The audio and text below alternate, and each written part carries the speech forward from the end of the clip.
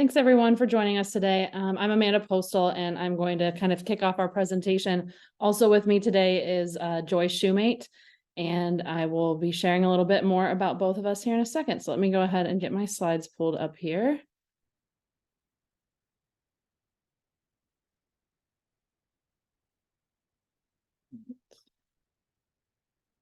Okay, let's just skip forward here for a little bit. So just to check and make sure you're in the right session, this is what we're going to be talking about today, racial justice and OER from Midwest to West Coast.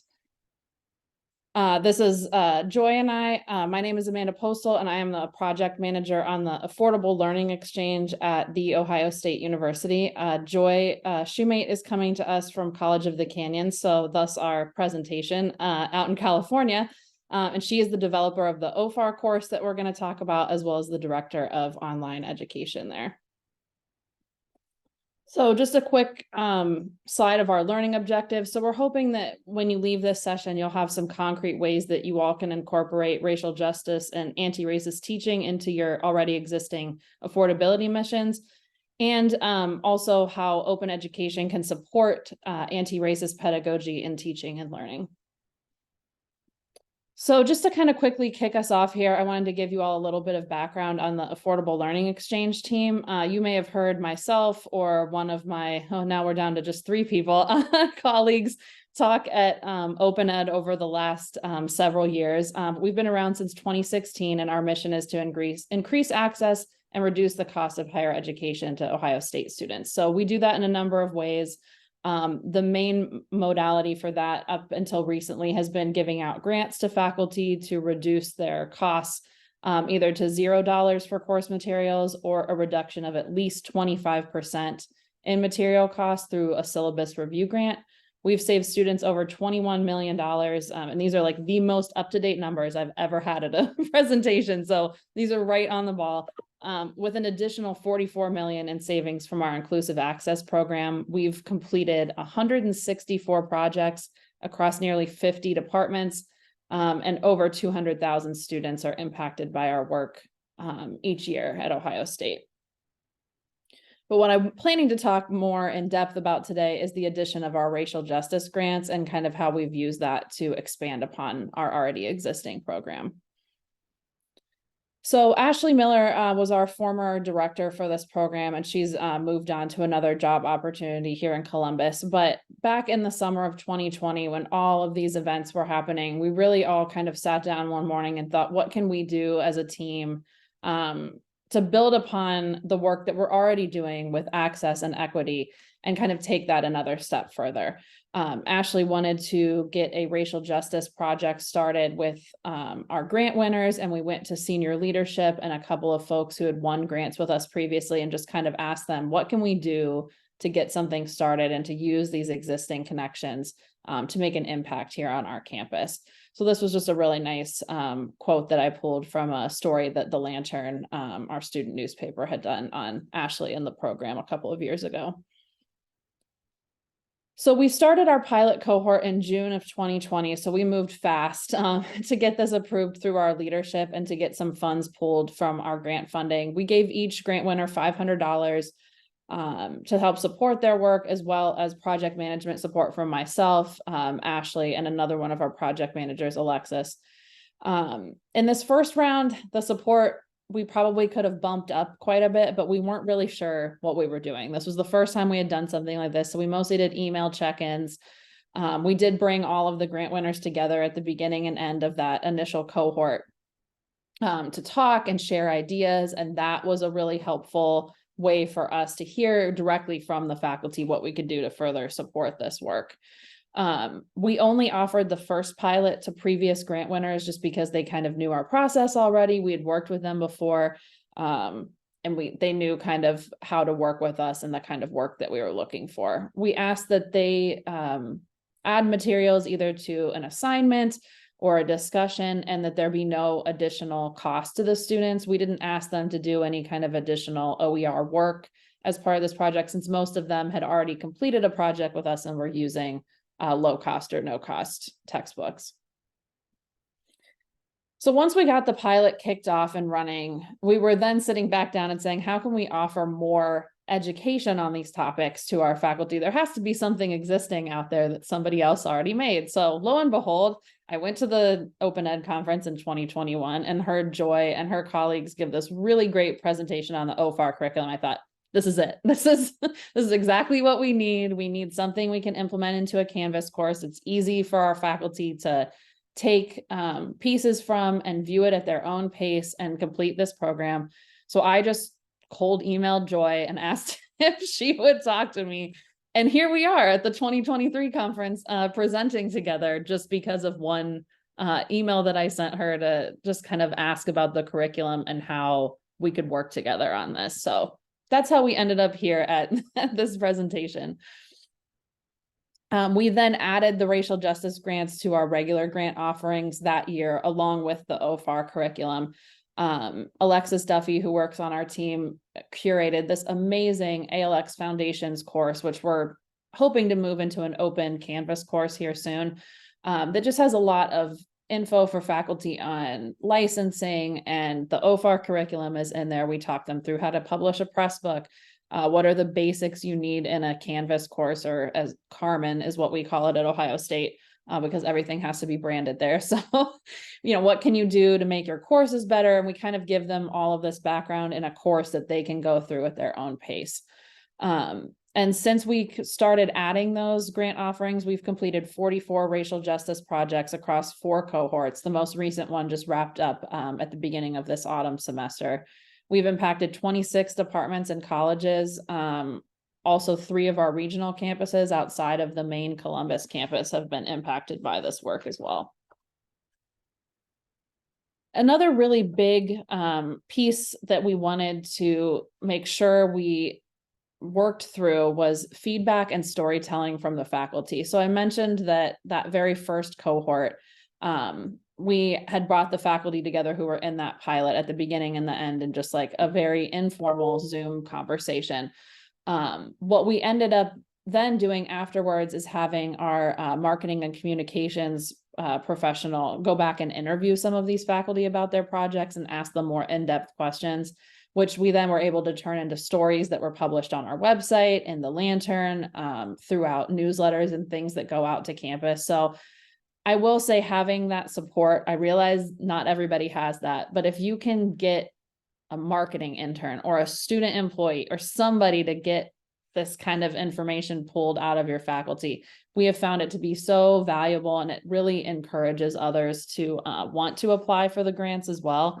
I think one of my slides for some reason isn't working, but I had a couple of examples of some other projects. So the 2 you see here, one was for a piano group instruction course, and this is actually a piano class that's taught fully online. And this faculty member wanted to put in some more music from different cultures. So he actually used some of his grant funds to buy sheet music that was not available in the public domain yet because of the age of it, so that students would get a more breadth of experience learning about different types of piano composition. And obviously an intro to psychology course was a very easy win for us. And Melissa Beers, who assisted us with that project and did a lot of the work, has been a really great partner to our group, and implemented the racial justice curriculum into every single Psych 1100 course at the Columbus campus. So those were 2 like kind of different wins, but I just kind of wanted to show that it doesn't really matter what department it is. We have worked with everybody from astronomy to anthropology. We have done things in the Department of Design. One of the other examples I wanted to talk about was a faculty member who used her grant funds to purchase the designer's critical alphabet. And it is these beautifully drawn flashcards that talk through some of the different critical design theories that her students work through with anti-racism in the design of materials that are going out there through her design course. So just a lot of really different projects and work that we've done. And I just kind of wanted to talk a little bit more about those. I do have a lot of other examples and stories. I'm more than happy to share anything that I've talked about today with anybody. Feel free to cold email me. And I promise I will get back to you. And I love to talk about this stuff and love to share what we've done at Ohio State. So I will go ahead and pass things over to Joy, and I'm just going to keep running the slides here, but I will go on mute. Thanks, Amanda. And thank you all for being here. I have to, before I proceed, I have to shout out Maritez Apigo, who is here in the room. She is one of the Open for Anti-Racism, or OFAR, course facilitators. So I'm so thrilled to have one of my colleagues. This program is really special to us. And like Amanda shared, it's been really wonderful to see over time how other folks have adopted this course and the content and used it as they see fit. So it's really exciting to kind of, again, come full circle and get to present with Amanda because we met through this conference a few years ago. The Open for Anti-Racism program, or OFAR, similarly to Amanda, with sort of the racial reckonings of the summer of 2020, a lot of colleges, well, I think across the country, but certainly in California, we're sharing a lot of comments and statements. And there was this feeling that statements were not enough. And we wanted to be able to support faculty with making changes within their courses. And so the program kicked off with this belief that faculty did want to make their teaching anti-racist, but needed the space and the support to do it. And we also kind of led with this belief that open education more broadly could be the tools leveraged to help support faculty with making their teaching and learning anti-racist. And so that's how the program launched. It launched thanks to the generous funding of the Hewlett Foundation and the leadership of CCC, OER, and College of the Canyons coming together to develop this program and offer it, make it available to the faculty in the California community college system. We have 116 community colleges.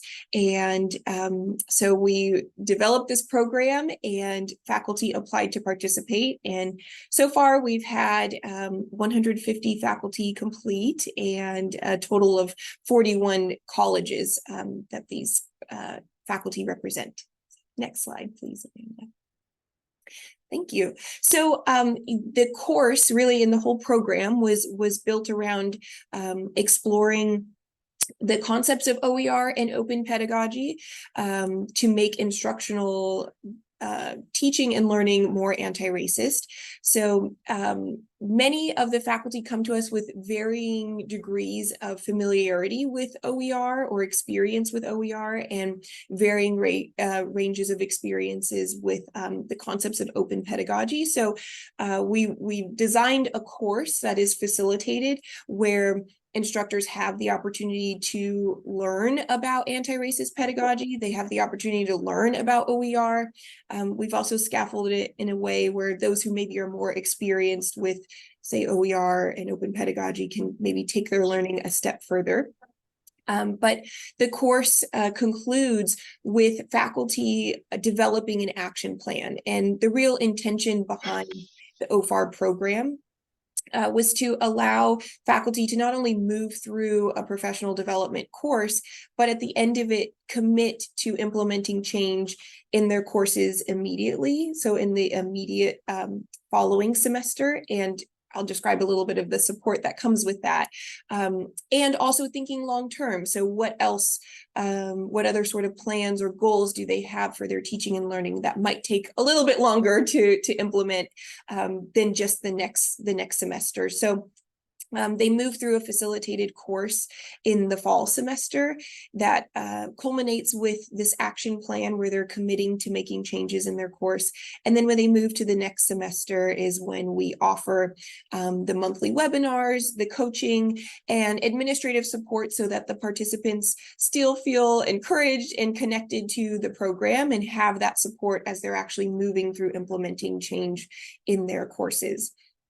And then we also are able to document our impact through surveys and interviews and monitoring student outcomes in collaborating with a research group to conduct all of that. So just wanted to share here, I won't read all of this to you, but we really kind of set the stage in the course by ensuring that our participants have this shared understanding of anti-racist pedagogy. Again, this is always evolving and continuing to evolve, but we want to make sure that as our faculty move through the program and learning more about how open education can be leveraged, that we also have this shared understanding of what anti-racist pedagogy is. So it includes thinking structurally, being race conscious. We encourage the faculty to explore the history of their disciplines with their students, and the whole nature of open allows us to include the voices and perspectives of contributors to the field that might be often left out of commercial and publisher textbooks. And then, of course, with open pedagogy, inviting students to contribute their knowing and really co-construct their learning with the faculty. Next slide, please. Great. So as I mentioned, there is a 6-week Canvas training course. Canvas is the learning management system that we use. And the bullets just kind of identify what the different topics are as the faculty move through the course content. But the idea is really that we're trying to build community with the faculty participants through small and large group discussions in the course, and also having them engage in supporting each other by providing feedback on their action plans, because we realize that having these conversations about race and thinking critically about your own discipline and about your own teaching practices requires a good deal of vulnerability. So we really are intentional about trying to build a good community so that faculty feel supported as they move through this work and ultimately move to make changes in their teaching and learning. So, next slide. These are just QR codes that you can scan. We have shared the course in Canvas Commons, so you are more than welcome to adopt it. Again, Amanda and I met through a very similar presentation at this conference a few years back, and we share out every year. Of course, we make updates and changes to the course, and then we publish them in Canvas Commons, so all of you are able to adopt and adapt and use the content as you see fit. But that's how Amanda and I were able to connect, and how she was able to get a hold of the kind of OFAR curriculum that she and her colleagues have since adopted for their ALX programs. Next slide. So I just wanted to share some brief research findings. I know our presentation isn't too long, and I know Amanda has a lot of examples, and I have a lot of examples from faculty in terms of what they've done and the changes they've implemented in their courses. But we now have, we are currently in our 4th year. So we now have data from the previous 3 years, some research findings. So we're really excited about this, so I wanted to be able to share it with you. Our faculty participants in year 3, 100% of them reported using anti-racist and culturally responsive pedagogy, those frameworks in their courses and in their teaching and learning. 88.5% used and leveraged open pedagogy in some way, and 88% used OER. We're especially excited about the use of open pedagogy because for many of our participants, that module when they're exploring open pedagogy is like light bulb moment. And that really tends to be, I don't want to speak for Marites, but at least for me as a facilitator, is really exciting when our faculty participants start to really take a step back and reflect on their own teaching practices and consider how they can include students more, and maybe some of the ways in which we kind of retain a lot of control over how we teach students, and this incredible opportunity and the wealth of knowledge that our students bring to the classroom. So that's, an exciting finding.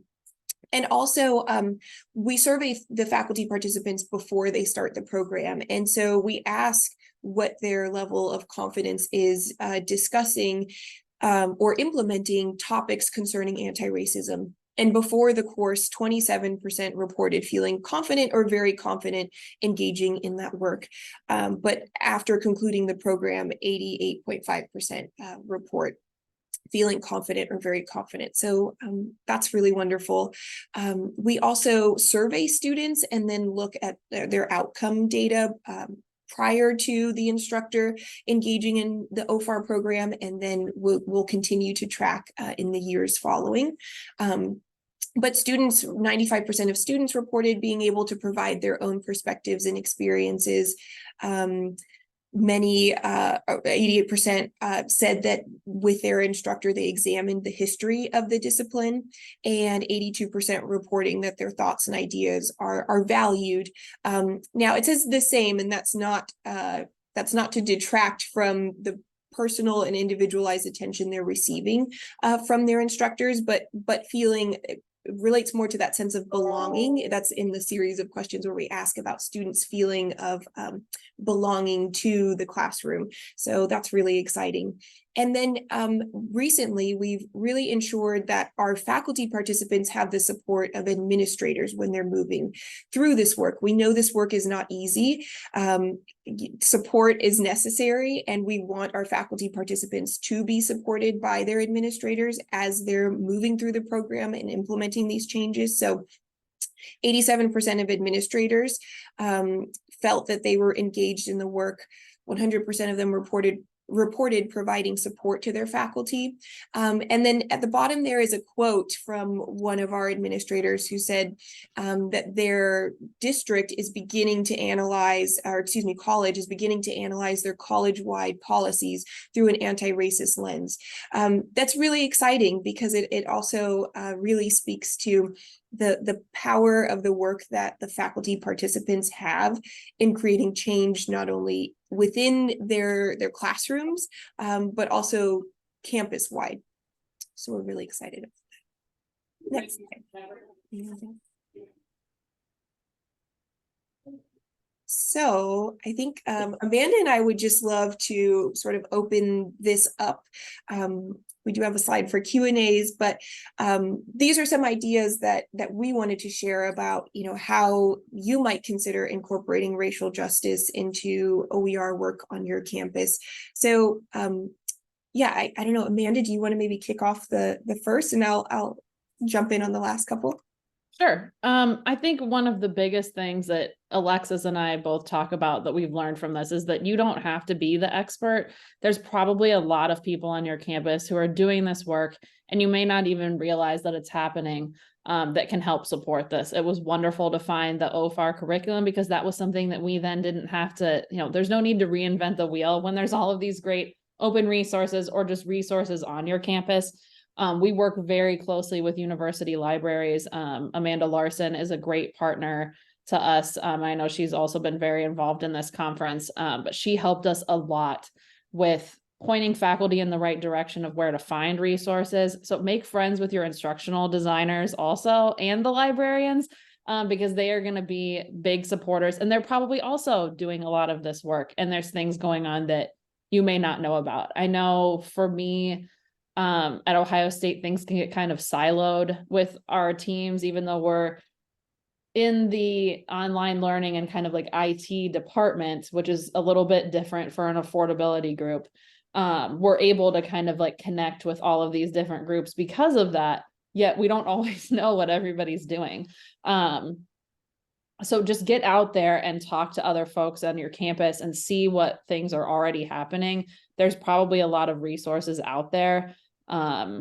Email me or email Joy and ask us what we're doing to help support faculty. I think just having like connections with other people who do similar work to you, whether it's project management or instructional design, is just so important. And the data collection as well. We only do a post grant survey, and we call it like our customer satisfaction survey.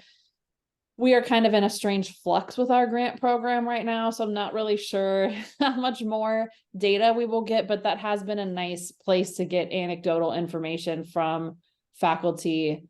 And like Joy had mentioned, just offering them that support. We've had a lot of pushback from students, mostly at our regional campuses, where the environment and the groupings of people are a little bit different than the main campus is. I'm not really sure how to explain it, but there's a lot of rural campuses in our expanded reach, so the conversations there have been a lot different than the ones that have happened on main campus. So just be there to support your faculty, and like I said before, find out what other folks are doing and how you all can support each other. Yeah.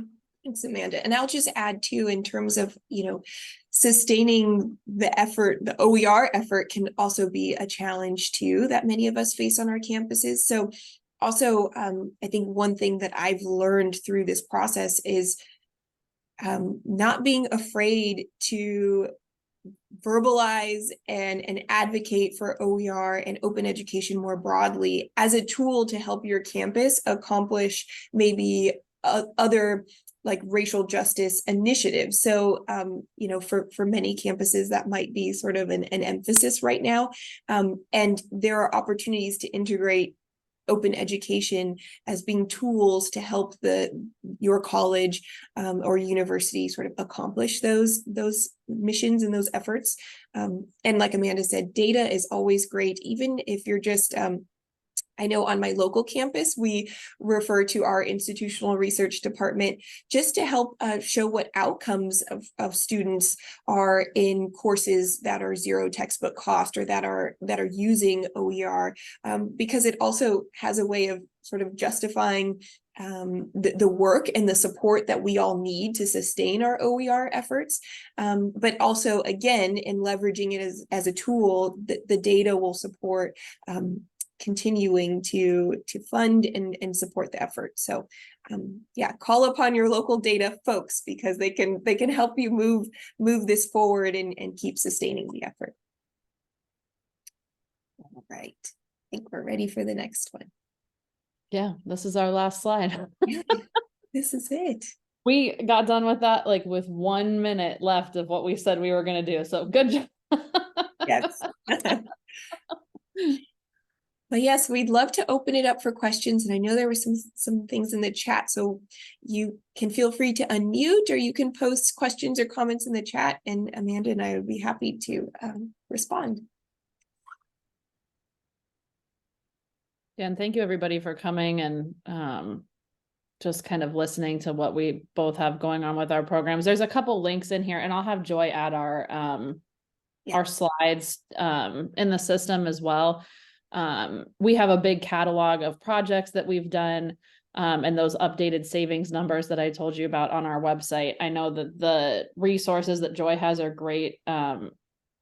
Canvas Commons can be sometimes a black hole of trying to find stuff. So I would highly recommend using the QR codes or the links that Joy added in this presentation, because I know sometimes I have a hard time finding things in there.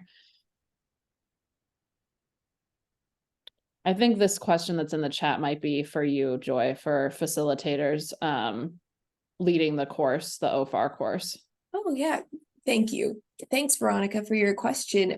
If it is about the OFAR program, honestly, it was just a group of us that kind of came together. So led by, oh, Veronica, hi, I recognize you. I know you. It's really great to see you after Open Ed. Yeah. Yeah, you too. So it was just a group of us.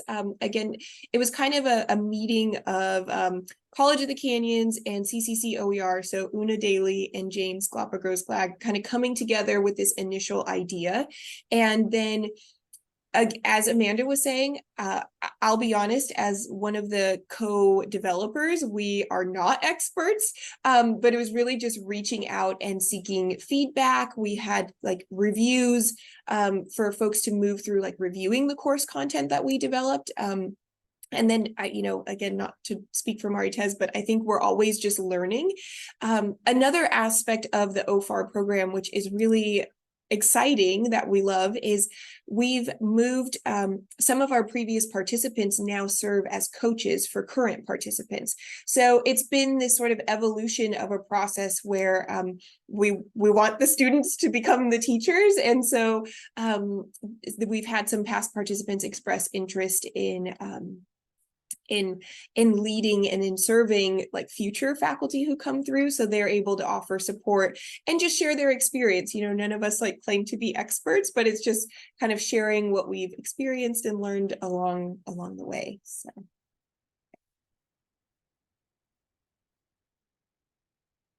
great. Oh, thank you, Kathy, for sharing that resource.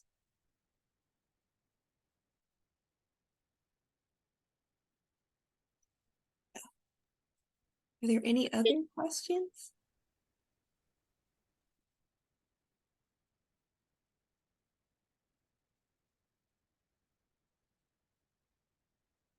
Don't see anything else coming in. I have another question I could ask if I'm not jumping on please. everybody. Okay. I'm curious about directions for future curriculum development. Like you said that you're going into your 4th year, right? Like you've had a lot of feedback and input. I'm curious what you see in the course that might change or evolve based on the fact that folks are teaching one another, students are becoming teachers. So curious about future directions for your curriculum development. Yeah, that's a great question. I think one thing that Maritez and we have another co-facilitator, Kim Gruey. One thing that we've noticed over time is how important it is to kind of meet the participants where they are, but also scaffold, knowing that they're coming with different levels of experience with each of these topics. So we've begun that process, but I see in the future definitely kind of adding in the opportunity for faculty who are coming with varying levels of experience to be able to move through the program, so still move through the same content, but be able to reflect in a way that's meaningful for them. I think in a lot of ways with any teaching, you try something and then some things like work really well and other things don't work so well. So we've had some experience where we designed activities that maybe met some participants where they were, but maybe was a little more advanced and kind of asking too much, at which point, maybe we're not then, maybe the participants aren't getting out of that activity what we hoped if it becomes too challenging to even complete in the first place. So I think really being intentional and thoughtful about the experience for the participants moving through. And then also just there's so much more to learn and grow. And so we're constantly learning ourselves. So I think there's always going to be opportunity. And again, as Amanda was saying, calling upon all the work that all of you are sharing and creating, I think will continue to inform how the program evolves, just as all of your work is shared and we're learning from it. I don't know, Amanda, have you like evolved your program over time? We only have had the course in place for the last couple of groups of faculty that we've moved through the grant. We're in this weird place at Ohio State right now with a big administration change. If no one else is aware of this, we have a new president coming. We've been without a university president for a while, and the provost is leaving. So you all know how that goes in higher education. It's a big upheaval right now. But one of the things we're trying to do in this kind of strange flux is going back and doing some like sustainability work with previous grant winners. And what I am really trying to get to happen is to find a place where folks who've gone through the racial justice program can share the work that they've done and put in examples of discussion questions or assignments, or even if it's a full module that they've done in a Canvas course, just some way that we can get everybody to share the great work that they've done. Even if it just is internally for right now, we're really trying to come up with a way to do that. So I think we're kind of taking a step back and looking at what can we do to support the faculty who've gone through our program, but then like, what is the, what the future looks like is kind of I'm not really sure right now, but we're trying to just kind of be a support where we can at this point.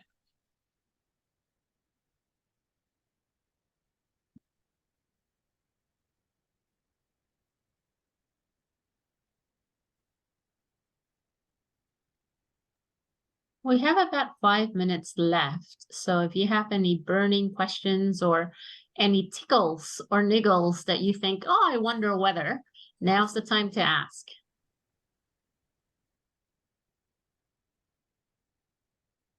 So our grant program previously, the structure for that, we normally around this time of year would have the grant application open. It's usually a Qualtrics survey that we ask them to fill out with the course. We ask them, what are you currently teaching with? How much does it cost? Why do you want to do this? What would the impact be? Like how many students do you have per semester? The grants were funded through money that we got through WOW, which is an internet and cable company. So a little bit of everybody's bill on campus came to us through grant funds for about 5 years. And the beginning of this year, that money ran out and nobody put more money in the pot. So that's part of the, the problem we're dealing with now. The grants ranged anywhere from, we had given out grants for up to $10,000 down to $500. This last round, we could only give out $1,500 grants for $0 course transformations. The syllabus review grants, which asks you to reduce costs by at least 25%, was $500, and same with the racial justice. And you can stack like a $0 course transformation and a racial justice grant together, or syllabus review and racial justice, so that you can do both projects at the same time. And then we also offer the faculty support throughout the process. So we do a kickoff meeting with them. We write up a scope of work with them at the beginning.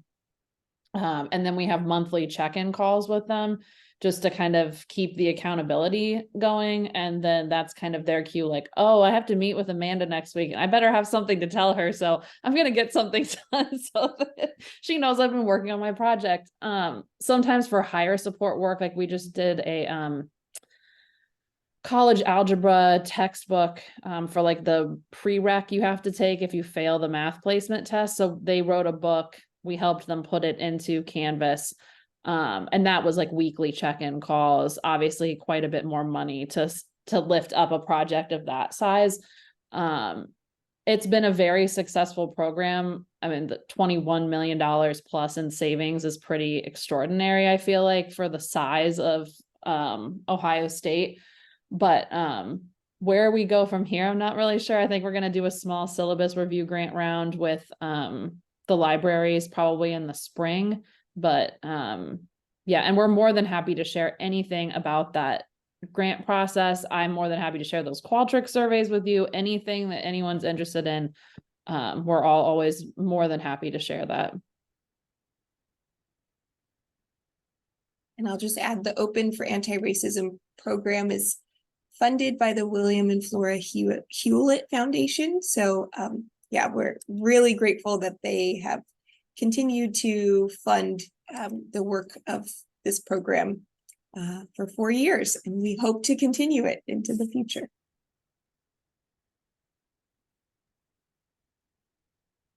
Thank you. This is just an aside, but I was also wondering if your material is already on Canvas and can be searched through Canvas Commons, would it be a possibility or a thought to actually put those Qualtrics and the data that you've gotten as an addendum, I guess, in Canvas? So not part of, it's within the Canvas course shell, but obviously it's additional information for those of us that want to know where you're up to. Yeah, that's a great idea.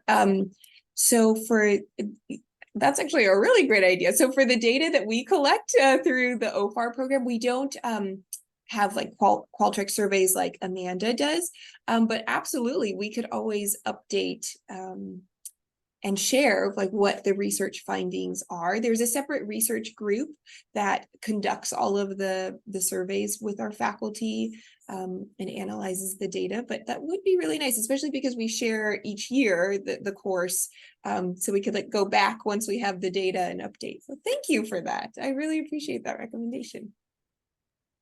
Well, thank you. Thank you all of you for coming along, and I hope that you've enjoyed and appreciated this presentation. I certainly have. So a big round of applause, and I'm going to stop recording And if you wanted to stay on and ask questions informally, you may. Thanks again, everyone.